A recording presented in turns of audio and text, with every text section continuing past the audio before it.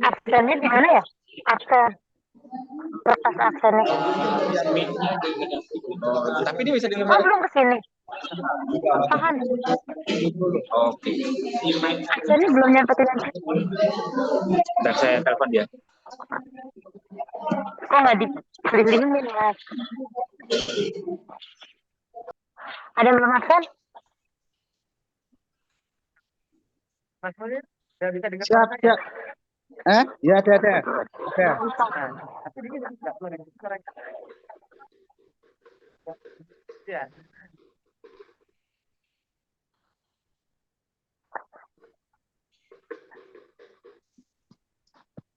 Kamu bisa. Suaramu kamu tuh dekat nih gini, Mas. Sudah siap?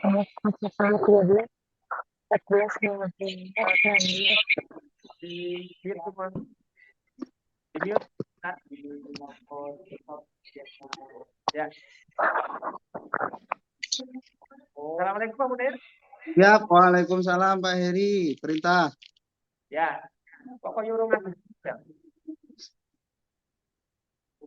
Ya. Assalamualaikum warahmatullahi wabarakatuh Pak Munir. Siap, waalaikumsalam warahmatullahi wabarakatuh Pak Heri. Nah, Pak Munir, terima kasih udah bergabung bersama kami. Itu tolong kancingnya dikancingkan dulu. Ini kelihatan kaos jantungnya. Iya. Iya. Pak Munir, ini di hadapan Pak Munir ada mahasiswa Fakultas Hukum Universitas Al-Azhar Indonesia yang sedang kuliah etika dan tanggung jawab profesi hukum. Nah, teman-teman sekalian, para mahasiswa yang saya hormati, di tengah-tengah kita sudah bergabung bersama Pak Misbahul Munir, SHMH. Beliau adalah mantan Direktur LBH Semarang. LBH ini adalah lembaga bantuan hukum, bukan lembaga bantuan humor. Ya. Nah, saat ini beliau juga aktif di LBH Demak Raya dan salah satu advokat senior di Provinsi Jawa Tengah.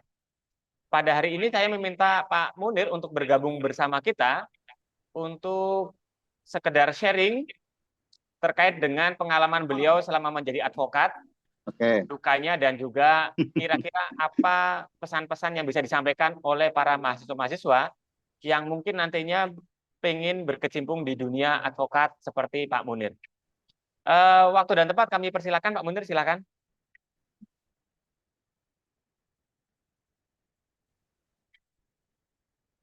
Belum, malah nge-lag.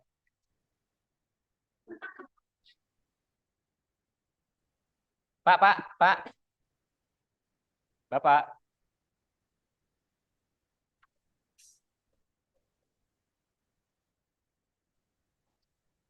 Terima kasih. Assalamualaikum warahmatullahi wabarakatuh. Waalaikumsalam. Siap. Oke, mulai. Bisa dimulai? Bisa. Baik. Terima kasih. Assalamualaikum warahmatullahi wabarakatuh. Tadi sudah sedikit diperkenalkan oleh sama Pak dosen Hiryono, Pak Dr. Hiryono, bahwa saya sebenarnya kalau di dunia advokat itu masih juniornya Pak Heri. Ya, meskipun kuliah S1 kita bareng angkatan 2023, kemudian setelah lulus Pak Hiryono lebih memilih di ibu kota dan sekitarnya, saya balik kampung bersama dengan teman-teman di Demak, akhirnya LBH Demak Raya gitu ya. Kemudian setelah lulus S1 melanjutkan juga sama teman-teman kuliah S2 di Fakultas di Magister Ilmu Hukum Universitas Semarang. Tadi pagi Pak Haryono menyampaikan kontak saya agar sedikit bercerita tentang suka duka menjadi pengacara gitu ya, karena menjadi pengacara itu pilihan. Ada yang kepingin bayangannya itu ketika menjadi pengacara itu nanti kaya, kemudian dapat penghasilan, kemudian segala sesuatu yang diinginkan pasti terpenuhi ya. Tapi pada praktiknya banyak juga teman-teman saya yang jadi pengacara itu yang biasa-biasa saja. Bahkan ada juga yang pengacara itu malah terkesan profesi sambilan. ya, karena di dunia pengacara itu umurnya tidak dibatasi. Mungkin kalau di PNS atau di ASN kan umur pensiunnya itu 62 atau 65. Kalau di pengacara itu bebas. Bahkan ada dari sedikit dari kita itu yang menyampaikan kalau pengacara itu sebenarnya profesi sampah, ya. Mantan apapun itu yang sudah, banyak juga yang mantan polisi, mantan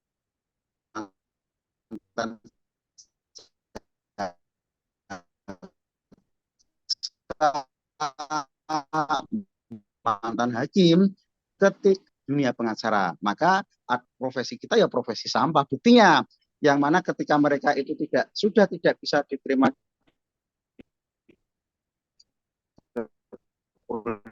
kepolisian, di kejaksaan, punya kemampuan, punya jaringan, larinya pasti di pengacara. Yang menyatakan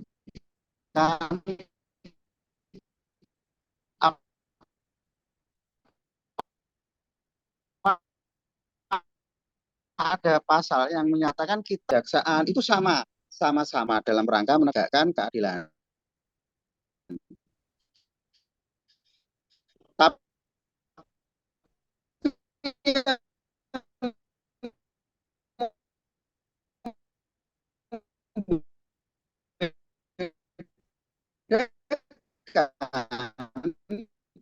kalau kepolisian, kalau kejadian, makanya entah kerja atau tidak.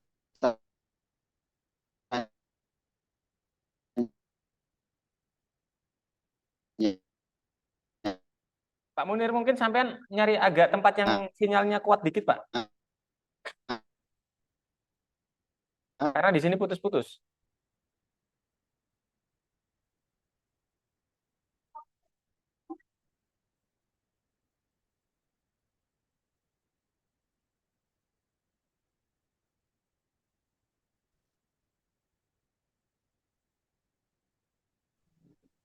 Halo, aman ya? Ya, aman lah, Pak. Oke. Harus ngulangi atau lanjut ini? Ya, jangan diulangi, Pak. Nanti kelamaan. Oke, lanjut ya. Ya, Tadi lanjut. terakhir bahwa memang ada pasal dalam Undang-Undang 18 2003, Undang-Undang Advokat yang menyatakan bahwa sebenarnya profesi advokat itu sama dengan profesi penegak hukum yang lainnya. Ada polisi, ada jaksa, ada hakim dan lain sebagainya. Itu. Tapi yang membedakan kalau di advokat itu kita cari gaji sendiri, cari uang sendiri dan lain sebagainya.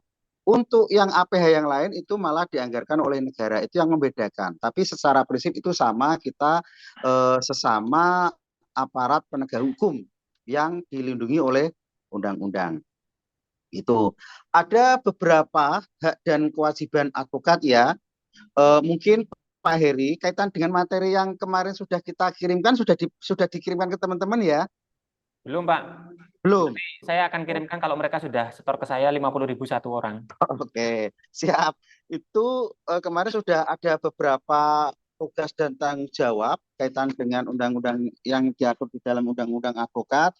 Mungkin nanti teman-teman juga bisa mempelajarinya di Undang-Undang 18 2003. Di situ dijelaskan secara eksplisit syarat-syarat menjadi pengacara, kemudian hak dan kewajibannya, sampai dengan misal nanti kok pengacara itu bermasalah, nanti akan disanksi, akan kena kode etik seperti apa. Itu sudah diatur semuanya. Gitu. Mungkin panjenengan semua tadi Pak Heri sedikit menjelaskan kalau panjenengan semua itu mahasiswa Fakultas Hukum Al-Azhar, J. Ketika jenengan memutuskan untuk menjadi pengacara, yang tak kalah pentingnya adalah istikharah dulu. Kira-kira nanti saya itu pas atau cocok di dunia kepengacaran atau tidak, ya. Kalau dalam maksudnya ternyata itu cocok, ya berarti jenengan ketika dinyatakan lulus di Fakultas Hukum Al-Azhar, maka jenengan harus ikut PKPA, ya. PKPA itu pendidikan khusus profesi advokat. Itu kalau di organisasi advokatnya. Ada juga yang DKPA, ya. DKPA ya di pendidikan khusus profesi advokat. Ada yang PPA, pendidikan profesi advokat. Karena sekarang akibat dari implementasi putusan Mahkamah Konstitusi itu jadi tidak ada istilah single bar. Kalau dulu mungkin teman-teman pengacara itu meyakini bahwa kalau tidak peradi itu bukan pengacara, ya, karena dulu satu pintu, kalau mau ujian kemudian kalau mau penyumpahan itu harus ikut peradi. Tapi hari ini itu tidak, ya. MA, Mahkamah Agung, kemudian juga berdasarkan putusan Mahkamah Konstitusi itu sudah menjelaskan bahwa siapapun pengacara yang terpenting sudah ikut PKPA, yang terpenting sudah penyumpahan, maka berhak untuk beracara terlepas dari organisasi advokat manapun, ya.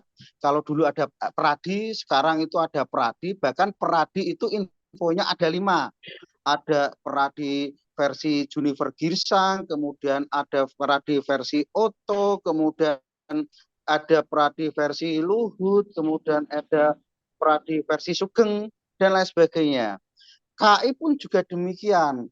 Ada KI versi Cucu Sanjoyo, kemudian ada KI yang dulu Indra Sanun Lubis, gitu.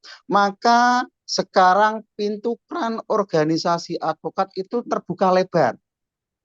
Ya, ya, monggo nanti jenengan bisa memutuskan tidak harus ikut pradi, tidak harus ikut KI, apapun yang menurut keyakinan panjenengan itu karena gini, menurut teman-teman selagi sekali lagi saya menyampaikan menurut teman-teman, tidak ada jaminan misal ikut pradi itu kemudian kliennya itu banyak. Tidak ada jaminan misal ketika ikut KI atau IKADIN atau apapun itu kliennya banyak. Lagi-lagi yang menentukan klien kita banyak sehingga mendapatkan pundi-pundi riba itu jaringan. Jaringan dan kemampuan dari diri kita masing-masing, ya. Jadi jenengan jangan terlalu kemudian meyakini ketika nanti saya ikut pradi bakal sejahtera, enggak ada. Karena organisasi advokat manapun itu juga tidak bisa menjamin kesejahteraan hidup panjenengan semuanya. Misal ketika ikut organisasi advokat ini kemudian didistribusi kasus itu enggak. Jenengan cari sendiri-sendiri. Yang ada itu malah organisasi dapat sesuatu dari panjenengan. Misal ada iuran bulanan, kemudian ketika ada acara-acara karena meyakini jenengan itu anggota yang loyal, yang misal diberi kelebihan rezeki, maka yang ada itu hanya iuran. Gitu ya. Meskipun ada juga organisasi yang memang niatnya itu dalam rangka menumbuhkan kesadaran berpikir, kemudian mengembangkan pengetahuan, keilmuan dan lain sebagainya. Misal ada juga organisasi kuat itu yang sering mengadakan seminar-seminar, pelatihan-pelatihan dan lain sebagainya. Gitu. Ya, tadi kembali lagi ketika jenengan kepingin menjadi pengacara, yang terpenting jenengan lulus dulu, kemudian ikut PKPA, terlepas monggo nanti jenengan mau ikut organisasi advokat yang mana. Kemudian setelah itu kalau dulu aturannya itu harus magang 2 tahun, tapi sekarang itu yang terpenting setelah lulus 2 tahun sejak kelulusan.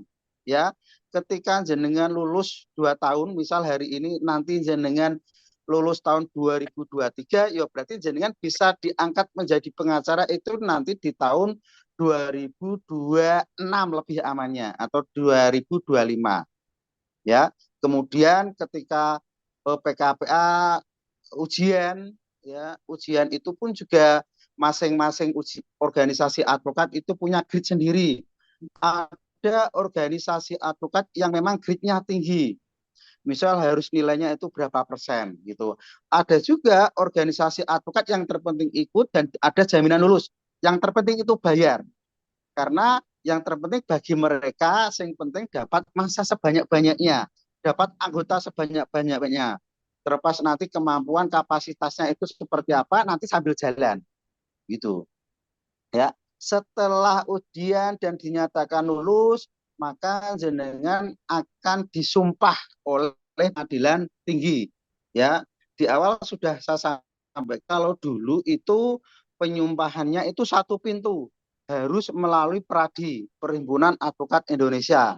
Di luar itu MA tidak mau, pengadilan tinggi tidak mau.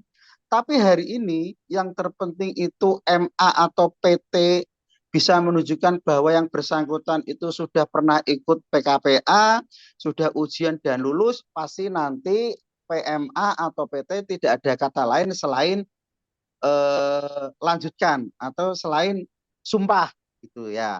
Maka kemudian pintu keran untuk menjadi seorang advokat itu terbuka lebar.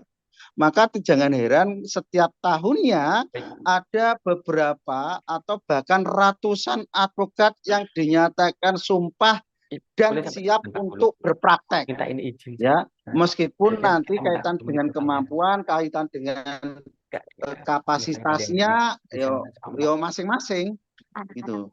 Tapi yang pasti setiap tahunnya itu banyak ratusan atau bahkan ribuan di seluruh Indonesia advokat yang diluluskan oleh pengadilan tinggi, oleh MA melalui pengadilan tinggi untuk beracara. Ya, nanti itu seleksi alam.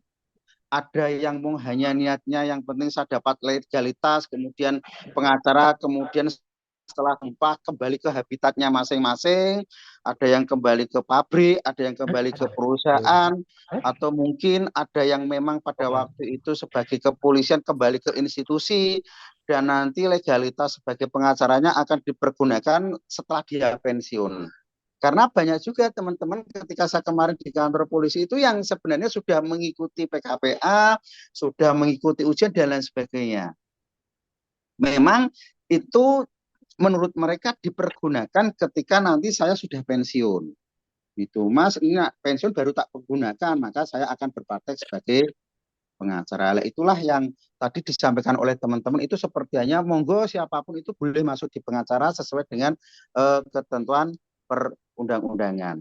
Ya, lagi-lagi ini pilihan ya. Ada juga misal pengacara yang mungkin tidak tahan dengan godaan duniawi sehingga memilih jalan pintas. Ya, jalan pintas maksudnya biar dikenal oleh masyarakat banyak, biar dikenal oleh publik, sering menangani perkara dan menang. Kemudian dengan gaya glamornya tak jarang juga yang melakukan praktek-praktek yang tidak terpuji. Ya, contohnya misal banyak kasus juga pengacara yang tertangkap OTT KPK, atau juga banyak juga dulu sempat viral pengacara yang ngamuk-ngamuk di kantor polisi dengan membawa ular. Itu ada juga pengacara yang harapannya sebelum kasus mencuat, mereka main dengan Kapolres atau dengan penyidiknya, kliennya itu dibebaskan. Tapi pada prakteknya itu mereka komitmennya tidak terpenuhi. Kapolres atau penyidiknya itu tidak mengakui kalau menerima uang, akhirnya rame. Itu banyak juga seperti itu. Nah, memang lagi-lagi pentingnya advokat ini meyakini bahwa advokat itu profesi yang mulia, office Nobel gitu ya. Itu maka lagi-lagi perlunya pelajaran integritas bahwa memang pengacara itu karena gini perlu kami sampaikan bahwa praktek di lapangan juga nyuwun sewu pengacara itu malah seperti bawahannya polisi dikongkon rene kon jaluke duit klien ini. Saya ngomong berdasarkan fakta lapangan ya. Ini karena tadi Pak Haryono sudah membatasi, tolong sampaikan pengalamannya panjenengan saja atau pengalamannya teman-teman ketika menjadi pengacara gitu ya. Karena ketika textbook itu teman-teman mahasiswa pasti bisa membaca itu, pasti bisa menghafalkan gitu. Dan sebenarnya banyak juga antara dosen dan desolen itu banyak perbedaan gitu ya. Misal contoh kecil ketika kita sudah mendapatkan surat kuasa dari klien gitu ya. Itu kan tidak diatur ketika mendaftarkan kuasa di pengadilan itu tidak diatur biayanya berapa. Tapi pada prakteknya itu ada biayanya ya. Dan itu juga berbeda-beda perlakuannya. Mungkin kalau pengacara perlente gitu ya, mungkin kalau Pak Heri ketika mendaftarkan kuasa dengan gayanya seperti itu, panitera atau oknum panitera paling ya 200 atau bahkan sampai 500.000. Tapi kalau itu yang mendaftarkan LBH paling hanya 5.000. Dan itu juga pasti ada notanya karena itu masuk dalam pendapatan negara. Pendapatan negara bukan pajak. Di PNPB itu ya. Dan memang itu ada aturannya dan itu 5.000. Tapi lagi-lagi yang merusak sistem itu pengacara-pengacara yang misal kepingin mempermudah atau kemudian kepingin tidak mau ribet gitu. Yang penting tinggali selesai dapat register kuasa terdaftar dan lain sebagainya. Dan sebenarnya nyun sewu lagi-lagi itu tidak mendidik, ya, itu tidak mendidik dan malah membudidayakan budaya korup di lingkungan terkecil yang dilakukan oleh beberapa oknum panitera di pengadilan negeri setempat. Ya, sebenarnya kalau sama-sama fair, kalau anggarannya itu 5.000, bayarnya 5.000, ya bayar 5.000. Ya, itu lagi-lagi memang ada pengacara yang model-modelnya seperti itu. Ya, tapi kalau kami ya, kalau kami khususnya saya dan teman-teman saat ini yang masih memegang prinsip insya Allah gitu ya, ya kita sesuai dengan aturan. Kalau memang 5.000 ya 5.000 dan itu kita pakai nota gitu ya. Ada juga misal tadi kembali kaitan dengan ada juga yang pengacara dimanfaatkan oleh beberapa oknum penyidik dalam rangka untuk menghasilkan pundi-pundi. Iki tolong jaluk ke klienmu, misal nak ini persoalanmu selesai, maka sekian. Itu juga ada seperti itu. Itu biasa atau itu kadang dilakukan oleh oknum penyidik yang tidak baik, yang disampaikan oleh pengacara yang memang belum siap dalam berargumentasi secara keilmuan, dalam berargumentasi secara hukum. Gitu ya. Itu ada juga seperti itu. Makanya tadi perlunya sebelum menjadi pengacara itu fokus dulu dalam misal mempelajari Undang-Undang 18 2003, Undang-Undang tentang advokat, dan misal kalau misal dapat klien kaitan dengan perceraian harus dipelajari materinya, kemudian misal dapat klien kasus pencurian atau pidana umum lainnya juga harus dipelajari semua unsur-unsurnya ya. Jadi ketika kita yakin menangani perkara, oh ini masuk, oh ini perkara termasuk yang kita kuasai, ya udah tidak ada jalan lain kecuali fokus dalam penanganan dan penyelesaian perkara ini. Tidak ada upaya-upaya yang lainnya. Misal penyelesaian secara kekeluargaan yang ujung-ujungnya biasanya ini bahasa jin jarum 76 itu wani piro. Gitu. Nah, itu sebenarnya tidak baik itu untuk sejarah penegakan hukum di Indonesia. Ya, meskipun sebenarnya ada Perkap Polri kaitan dengan restoratif justice, kemudian juga ada peraturan Komisi Kejaksaan kaitan dengan restoratif justice, mana-mana perkara-perkara yang bisa diselesaikan secara kekeluargaan, ya, diantaranya ancamannya atau hukumannya tidak lebih di atas 5 tahun, kemudian juga tidak berulang kali melakukan perbuatan itu, kemudian bukan tindak pidana korupsi, sebenarnya itu bisa. Nah, akhirnya itu disalahgunakan oleh oknum-oknum yang tidak bertanggung jawab, kasus-kasus yang mana itu kok sekiranya bisa diselesaikan di kekeluargaan, akhirnya diselesaikan. Yang penting lagi-lagi itu jarum 76 wani piro gitu ya. Itu banyak juga kasus-kasus seperti itu.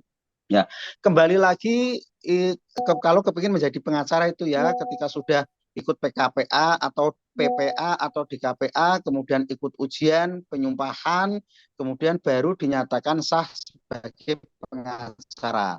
Tak kalah pentingnya ketika jenengan semua serius berprofesi sebagai pengacara, yaitu tekun, kemudian rajin, dan yang tak kalah pentingnya adalah kembangkan jaringan. Karena jaringan itu penting.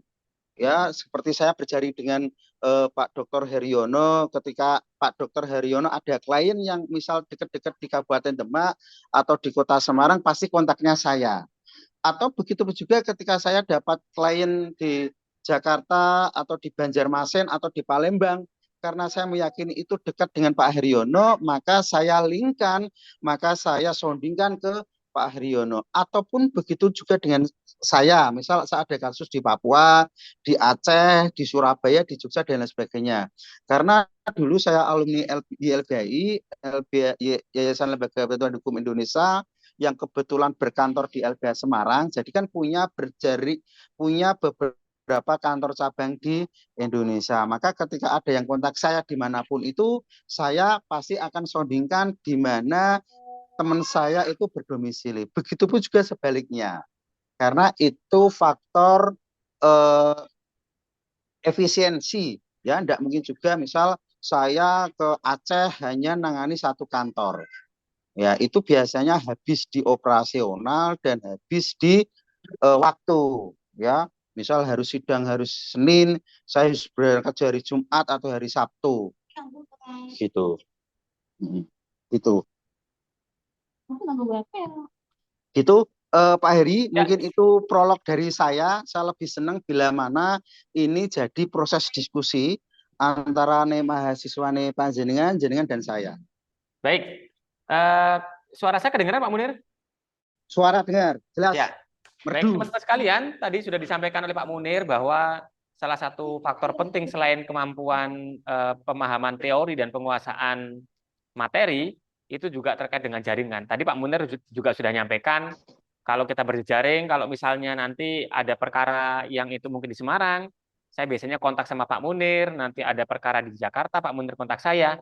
Yang nggak kalah penting adalah harganya cocok apa enggak ya Pak Munir ya. Kalau misalnya jaringannya tapi harganya nggak cocok ya Ya, percuma. Baik, Pak Munir, ada beberapa hal ya. yang ingin saya tanyakan Tangani nih Pak. sendiri, Pak Heri. Siap, Ya, ada siap. Tapi ada jangan sulit-sulit ya, Pak Heri. ya Pak. Jangan sulit-sulit, jangan sulit-sulit. Oh ya, jangan sulit-sulit. Ya, Pak Munir, ini kan tadi Pak Munir nyampaikan bahwa organisasi advokat saat ini itu tidak seperti zaman dulu.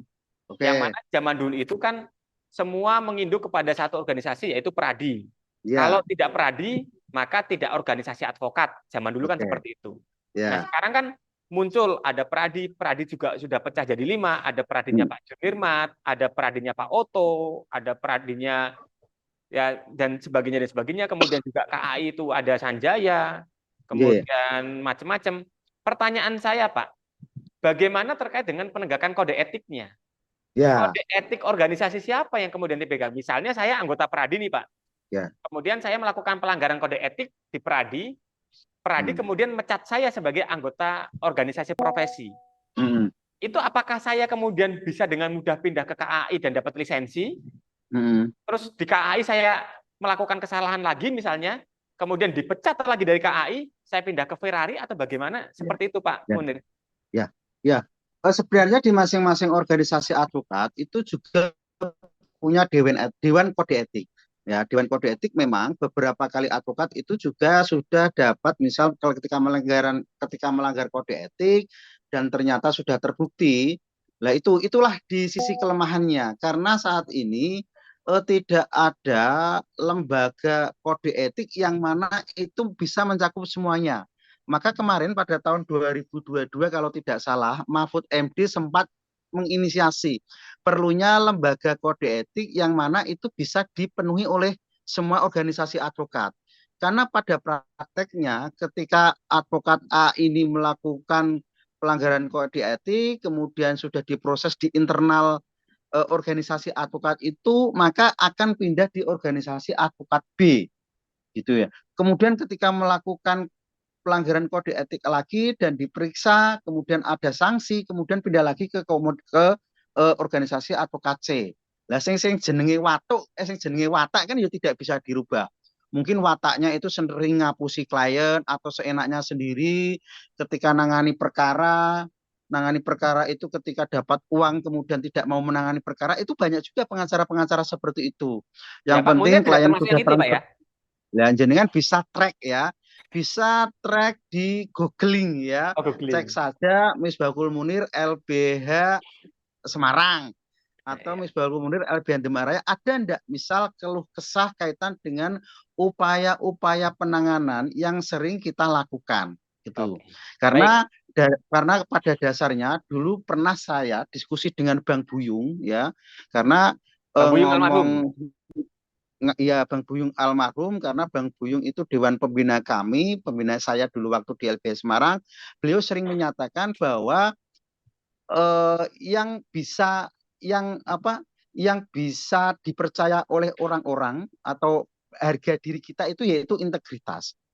Ya, makanya saya menjaga itu, integritas, moralitas itu makanya bagaimana saya mulai nge-lag.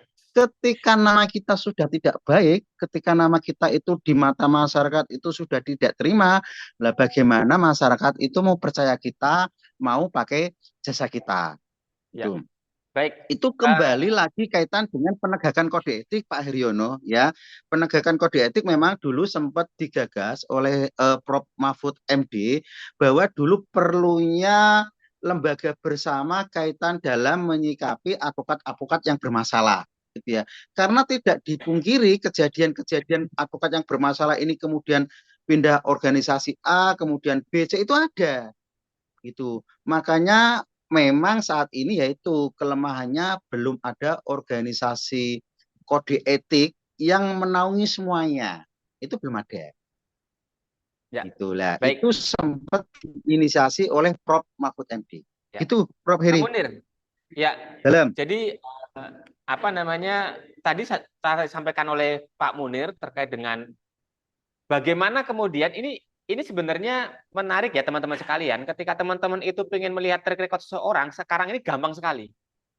Kalau ada orang misalnya ini kemudian dia bercerita bahwa saya sering menangani perkara-perkara besar ataupun apa, itu sekarang mudah sekali teman-teman sekalian. Tinggal klik di Google, masukkan namanya. Kalau memang dia ini orang yang qualified, itu biasanya nanti di situ trackingnya banyak. Ya kan? Yeah. Silakan misalnya ketik Misbahul Munir LBH Semarang. Nanti di situ banyak sekali Pak Munir demo PT Semen, Pak Munir kemudian memimpin. Loh ini beda. Karena beliau memang dulu salah satu mahasiswa yang kerjanya demo. Sementara saya mahasiswa yang mencari pendana demo. Jadi kami bekerja sama dalam partner in crime. Nah, jadi teman-teman sekalian, kalau teman-teman ini mau men-tracking seseorang saat ini tinggal gampang sekali. Itu terjadi ketika saya pada suatu saat mau ketemu seseorang, biasanya saya tinggal tracking ini orangnya seperti apa, itu muncul semuanya di situ. Nah, Pak Munir, satu lagi pertanyaan dari saya. Bagaimana pendapat Pak Munir saat ini dengan banyaknya sekali organisasi profesi advokat, yang mana masing-masing organisasi profesi itu tadi bisa melaksanakan PKPA, bisa buat PPA, bisa buat DKPA, ada yang namanya PKPA, Pendidikan Khusus Profesi Advokat. Ada yang PPA, Pendidikan Profesi Advokat. Ada DKPA, Diklat Kemahiran Profesi Advokat dan sebagainya. Pertanyaan saya Pak Munir, apakah itu kemudian mempengaruhi kualitas advokat-advokat saat ini? Karena kan dengan seperti itu kan tidak ada standarisasi pendidikan advokat, Pak. Ya kan? Ya. Masing-masing bisa membuat atau menyelenggarakan pendidikan profesi advokat yang diakui. Ini berbeda dengan notaris, yang mana kalau notaris ujian kode etiknya cuma satu. Ya kan? Sehingga standarnya sama. Nah, bagaimana pendapat Pak Munir terkait dengan kualitas profesi advokat saat ini dikarenakan sistem pendidikan advokat yang tidak standar? Silakan, Pak. Ya. Sebenarnya banyak atau munculnya organisasi advokat itu bagus karena sebenarnya negara kan juga menjamin setiap warga negara itu berhak berorganisasi, berkumpul dan berkerumun itu ya.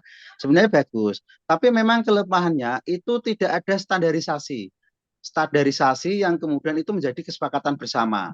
Itu yang belum ada. Makanya setiap masing-masing advokat itu punya standar sendiri-sendiri. Ada calon advokat yang beberapa kali ikut ujian advokat organisasi ini. Beberapa kali tidak lulus. Yang pada akhirnya memutuskan ikut organisasi advokat ini. Akhirnya diluluskan. Nah, itulah pentingnya standarisasi. Mungkin ke depan seperti halnya tadi lembaga kode etik yang independen yang mana itu menjadi aturan bersama. Ketika itu sudah diputuskan oleh lembaga kode etik itu, ya udah kalau memang putusannya adalah bahwa pengacara itu tidak layak untuk menjadi pengacara, ya udah dicabut SK pengangkatan pengacaranya, dicabut KTA-nya, kemudian tidak boleh dipindah di organisasi advokat manapun. Ya itu kalau memang mau bagus seperti itu. Begitupun juga seperti ketika orang mau menjadi pengacara. Ketika sudah awalnya itu daftar di organisasi advokat A dan tidak dinyatakan lulus, ya udah ikut sana dulu karena kan standarnya memang seperti itu. Sampai dengan memang dia benar-benar punya kemampuan, punya kapasitas, kemudian dinyatakan lulus gitu. Lah, kelemahannya memang di situ Prof. Heri, makanya kita juga saya secara pribadi beberapa kali komunikasi dengan pimpinan organisasi advokat saya, pentingnya menjaga standarisasi. Jadi jangan sampai kemudian ketika ada teman yang ikut ujian sana tidak lulus, kemudian ikut ujian di kita itu lulus, ya berarti kan nanti secara tidak langsung itu sedikit melemahkan. Oh ternyata di organisasi advokat itu gampang prosesnya, ujiannya, dan lain sebagainya. Kita tidak mau seperti itu. Ya. Nah, makanya ke depan itu juga di samping membentuk tim independen kode etik, itu juga tim dalam rangka menyamakan standarisasi penilaian. Itu penting juga. Ya, baik. Itu Pak Heri. Ya, mungkin inilah yang kemudian tadi Pak Munir sampaikan bahwa profesi advokat ini beberapa orang menganggap sebagai profesi sampah ya Pak. Ya. Karena ketika mereka tidak lulus hakim jadi pengacara, ketika tidak lulus jaksa jadi pengacara, ketika pensiun dari polisi jadi pengacara dan sebagainya. Ya, baik. Apakah mungkin ada teman-teman ingin ditanyakan? Atau ini kita masih punya waktu 5 menit ya Pak? Sebenarnya waktu kita sudah habis ini Pak. Tapi karena untuk bisa satu forum dengan Pak Munir ini tidak gampang ya. Ini saya sudah pesan dari 2 bulan yang lalu, bahkan sampai tadi beliau di detik-detik terakhir masih menerima tamu.